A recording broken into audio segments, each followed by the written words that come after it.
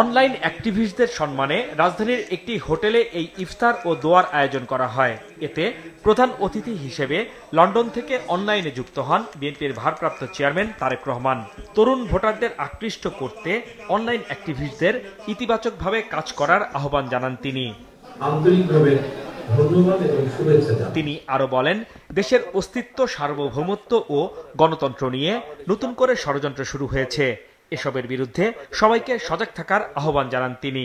গত কিছুদিন ধরে বলছি যে ষড়যন্ত্র ছিল দেশের বিরুদ্ধে, দেশের জনগণের বিরুদ্ধে, দেশের বাংলাদেশের গণতন্ত্রের ভিত্তির বিরুদ্ধে যে ষড়যন্ত্র ছিল, একটি ষড়যন্ত্র আবারও শুরু হয়েছে। প্রিয় সহকর্মীবৃন্দ, এটি যে শুধু কথার কথা নয় বা এটি শুধু বক্তব্য রাখার জন্য বলছি না, ধীরে ধীরে পাক খাচ্ছে, ধীরে ধীরে গড়ে উঠছে একটি ষড়যন্ত্র বিশাল।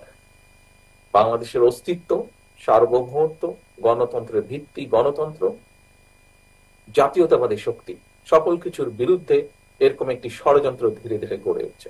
দেশ ও জনগণের জন্য কাজ করলেও ১/১১-র মতো বিএনপিকে ইদানিং মিডিয়া ট্রায়ালের মুখোমুখি হতে হচ্ছে বলেও অভিযোগ করেন তারেক রহমান।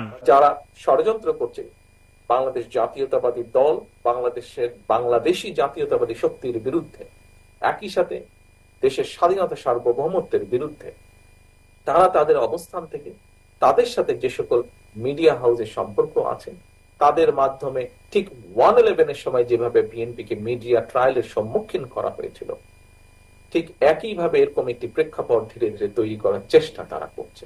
বর্তমানে বহুল আলোচিত বিষয় সংস্কার প্রশ্নে তারেক রহমান বলেন, বিএনপি ২.৫ বছর আগে ৩১ দফা রাষ্ট্র সংস্কার প্রস্তাব দিয়েছে। দেশের স্বার্থে সংসদের মাধ্যমে জবাবদিহিতামূলক সরকার থাকা জরুরি। অনুষ্ঠানে বিএনপি মহাসচিব মির্জা ফখরুল ইসলাম আলমগীর বলেন, ৫ আগস্টের পর দেশে নতুন করে ষড়যন্ত্র শুরু হয়েছে। আবার নতুন করে আমাদেরকে সেই যুদ্ধ শুরু করতে হবে। ষড়যন্ত্র শুরু হয়েছে, চক্রান্ত শুরু হয়েছে, সেই চক্রান্তকে ব্যর্থ করে দিয়ে আমাদের যোদ্ধারা তারা পারবেন এই যুদ্ধে জয়ী হতে, এই বিশ্বাস আমার আছে।